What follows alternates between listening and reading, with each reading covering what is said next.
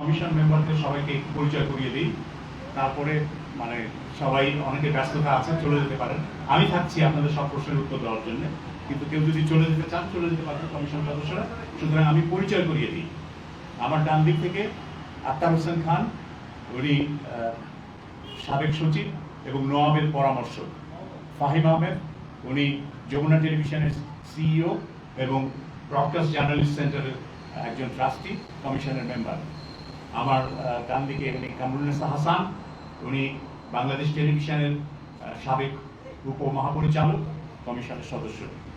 বাঁদিকে অধ্যাপক গীতিয়ারা নাসরি, ঢাকা বিশ্ববিদ্যালয়ের গণযোগাযোগ বিভাগের আপনাদের অনেকেরই শিক্ষক।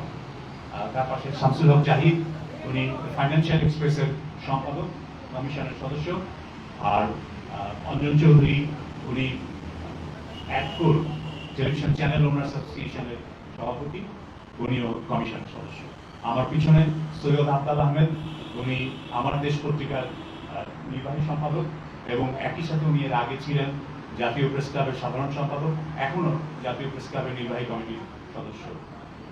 যিনি আমির, উনি মিডিয়া সাপোর্ট নেটওয়ার্কের সদস্য, মিডিয়া সাপোর্ট নেটওয়ার্কের সাথে জড়িত এবং সাংবাদিক। তার পাশে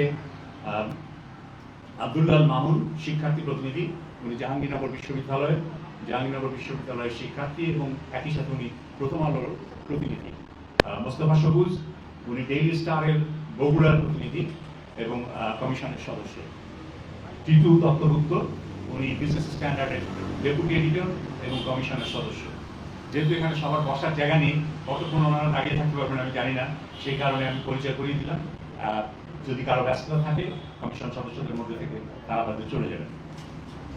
আমরা এই কমিশন, যে গণমাধ্যম সংস্কার কমিশন, এটা 18ই নভেম্বর গঠিত হয়েছিল। 18ই নভেম্বর থেকে প্রথমে 90 দিন সময় দেওয়া হয়েছিল, পরে আরো 30 দিন সময় দেওয়া হয়েছিল। এই 120 দিনের মধ্যে আমরা আমাদের কাজটা শেষ করেছি। কমিশন সারা দেশে অংশীজনদের সাথে মত বিনিময় করেছে। আমরা অংশীজন বলতে মালিক, প্রকাশক, সম্পাদক, সাংবাদিকদের সংগঠনগুলোর প্রতিনিধি এবং বিভিন্ন পেশাজীবী সংগঠনের প্রতিনিধি, যারা গণমাধ্যমের স্বার্থ নিয়ে কাজ করেন, তাদের সাথে আমরা আলাপ আলোচনা করেছি, মত বিনিময় সভা করেছি। ঢাকার বাইরে 9টি জায়গায় যে আমরা বিভাগীয় পর্যায়ে আশপাশের জেলাগুলো থেকে বা বিভাগগুলোর অংশ যে জেলাগুলো, সেই জেলাগুলোর প্রতিনিধিদেরকে আমন্ত্রণ জানিয়ে সেখানেও আমরা মত বিনিময় করেছি। মোট প্রায় 1400 লোকের সাথে আমরা এই কমিশন মত বিনিময় করেছি এবং এই মত বিনিময় কি মতামত উঠে এসেছে তার বিস্তারিত বিবরণ আমাদের পরিশিষ্টের মধ্যে থাকবে। অনলাইনে আপনারা দেখে নিতে পারবেন, চাইলে কে কি সাজেশন দিয়েছেন এবং কে কি ধরনের বক্তব্য দিয়েছেন সবকিছুই সেখানে থাকবে। এই কমিশন গঠনের পর আমরা যেটা দেখলাম যে এই কমিশন কাজ করার ক্ষেত্রে প্রথমেই যেটা ভেবেছে যে কমিশনের গণমাধ্যমের যে বর্তমান বাস্তব অবস্থা, এই বাস্তব অবস্থা একদিনের সৃষ্টি না, এটা গণমাধ্যমের দীর্ঘদিনের যে প্রক্রিয়া পরিবর্তন, সেই পরিবর্তনের মধ্য দিয়ে এসছে। দীর্ঘদিন ধরে যে চর্চাগুলো হয়ে আসছে, সেই চর্চাগুলোর ক্রমাবনতির পরিণতিতে আজকে গণমাধ্যমের পরিস্থিতি এক ধরনের সংকটের মধ্যে এবং সংবাদ মাধ্যমের স্বাধীনতা, সাংবাদিকদের স্বাধীনতা একেবারেই সংকটের মধ্যে পড়ে গিয়েছে। তো সেই বাস্তবতায় আমরা মোটামুটি একটা ইতিহাস পর্যালোচনা করেছি এবং ইতিহাস পর্যালোচনা করে সেই ইতিহাস থেকে শিক্ষা নেওয়ার চেষ্টা করেছি যে কোথায় কোথায় ত্রুটি ছিল, কি কি কারণে ত্রুটি ছিল এবং সেই ত্রুটিগুলো দূর করার সেরা উপায় কি হতে পারে। আমরা সংবাদ মাধ্যমের, গণমাধ্যম বলতে টেলিভিশন, রেডিও, সংবাদপত্র, অনলাইন সবগুলোরই বিষয়ে আমরা বিবেচনা করে দেখেছি। এদের প্রত্যেকের সমস্যা একরকম নয়, এক একজনের এক এক রকম সমস্যা, কিন্তু সাংবাদিকতার সমস্যা সব ক্ষেত্রেই এক। টেলিভিশনের সাংবাদিকেরও যে সমস্যা, পত্রিকার সাংবাদিকেরও সেই সমস্যা, অনলাইনের সাংবাদিকেরও সেই সমস্যা। সুতরাং সাংবাদিকতার সমস্যা, সেটাকে আমরা চিহ্নিত করার চেষ্টা করছি, সেটা মোকাবেলা করার উপায় কি হতে পারে সেটা আমরা এক্সপ্লোর করেছি এবং একই সাথে গণমাধ্যমের যে বিভিন্ন মাধ্যমের কথা আমি বললাম, টেলিভিশন, রেডিও, অনলাইন, সংবাদপত্র, সেগুলোরও প্রত্যেকটা ইন্ডিভিজুয়াল সমস্যা কি সেই শিল্পের, সেটা আমরা জানার চেষ্টা করেছি এবং সেটা সমাধান করার চেষ্টা করেছি।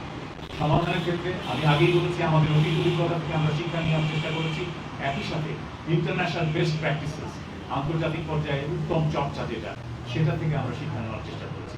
এবং সেগুলো থেকে বাংলাদেশে কতটা প্রযোজ্য বা প্রয়োগ করা যাবে, অনুসরণ করা যাবে, সেটা বিবেচনায় নিয়েই আমরা এই সুপারিশমালা তৈরি করেছি।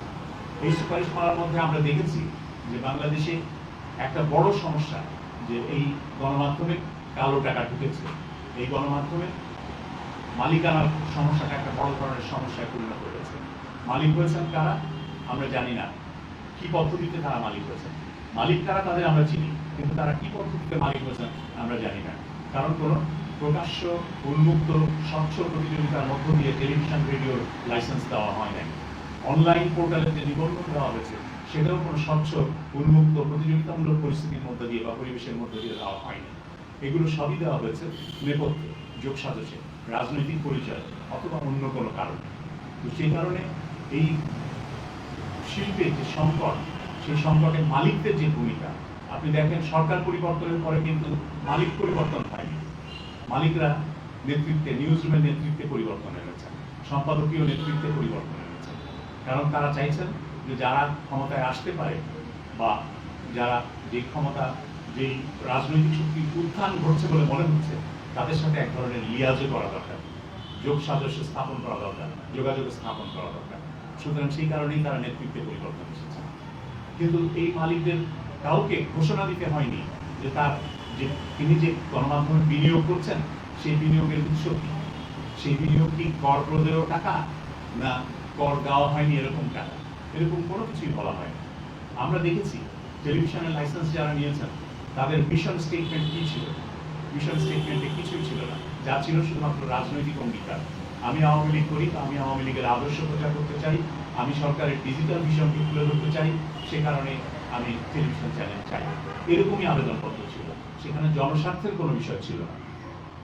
আমরা মোটামুটি সব কটা টেলিভিশন চ্যানেলের, সব কটা রেডিওর যে অনুমতির জন্য যে আবেদনপত্র, সেগুলো যাচাই করে দেখেছি যে জনস্বার্থ সেখানে কোনো বিষয় ছিল না, ফিলান্থ্রপি বলে কোনো জিনিস সেখানে ছিল না। সেই কারণে এখন যারা এই টেলিভিশনের মালিকানায় আছেন, বড় বড় সংবাদপত্রের মালিকানায় আছেন, তাদের মালিকানার মধ্যে জনগণের স্বার্থ কতটুকু প্রতিফলিত হচ্ছে তাদের মালিকানায় পরিচালিত প্রতিষ্ঠান, সেটা একটা বড় প্রশ্ন। কারণ তাদের কোনো জবাবদিহিতা নেই। আমরা গণমাধ্যম থেকে রাজনীতিকদের জবাবদিহিতা চাইছি, আমরা আমলাদের জবাবদিহিতা চাইছি, কিন্তু গণমাধ্যমের জবাবদিহিতা কোথায়? একটা পত্রিকা আর একটা পত্রিকার বিরুদ্ধে বলছে, পত্রিকার মালিকের বিরুদ্ধে রিপোর্ট করছে, তার জবাবদিহি কোথায়? এই রিপোর্টটা কি জনস্বার্থ সম্পর্কিত না একেবারেই ব্যক্তিগত স্বার্থ সম্পর্কিত? এসব প্রশ্ন আমরা বিবেচনা করে দেখেছি। সারা পৃথিবীতেই এখন সংবাদপত্রের মালিক কারা বা টেলিভিশন চ্যানেলের, গণমাধ্যমের মালিক কারা, এটা একটা বড় প্রশ্ন। এবং সেই প্রশ্ন নিরসনের জন্য বিভিন্ন ধরনের আইন বিভিন্ন দেশে হচ্ছে। যেমন বিভিন্ন দেশে, এমনকি খোদ আমেরিকায়, ক্রস ওনারশিপ অ্যালাউড না, অর্থাৎ যিনি টেলিভিশনের মালিক তিনি সংবাদপত্রের মালিক হতে পারেন না, আবার যিনি সংবাদপত্রের মালিক তিনি টেলিভিশনের মালিক হতে পারেন না। এই সমস্ত প্র্যাকটিস থেকে আমাদের ভারতেও কিন্তু এই আইন বিবেচনাধীন আছে যে ক্রস ওনারশিপ অ্যালাউ করা হবে না, এটা পার্লামেন্টে একটা বিল বিবেচনাধীন আছে। এরকম অনেক দেশেই কিন্তু এই পরিবর্তনগুলো হচ্ছে।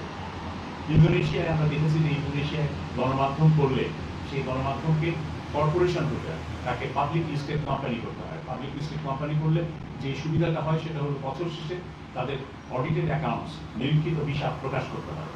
এবং ইন্দোনেশিয়ার প্রত্যেকটা গণমাধ্যমে সাংবাদিক কর্মচারী যারা কর্মী, সেই প্রতিষ্ঠানের কর্মী, তাদেরকে শেয়ার দিতে হয়।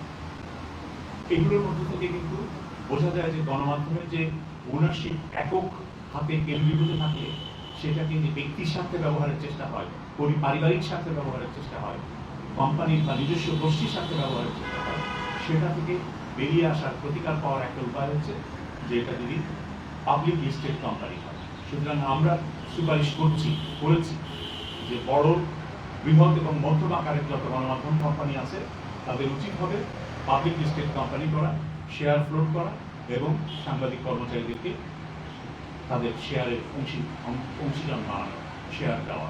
এটা আমরা প্রস্তাব করেছি। আমরা ক্রস ওনারশিপ এটাও বন্ধ করার প্রস্তাব করেছি। ওয়ান হাউস ওয়ান মিডিয়া, এর চাইতে বেশি হতে পারবে না। কারণ আপনারা দেখেছেন একই হাউস থেকে একাধিক টেলিভিশন চ্যানেল একই ধরনের খবর প্রচার করছে। একাধিক হাউস থেকে একই ধরনের পত্রিকা একাধিক খবর প্রচার করছে, একই ভাষায় দুটো দৈনিক পত্রিকা। আপনি মতামত কলাম দেখবেন কিংবা বিশ্লেষণ দেখবেন,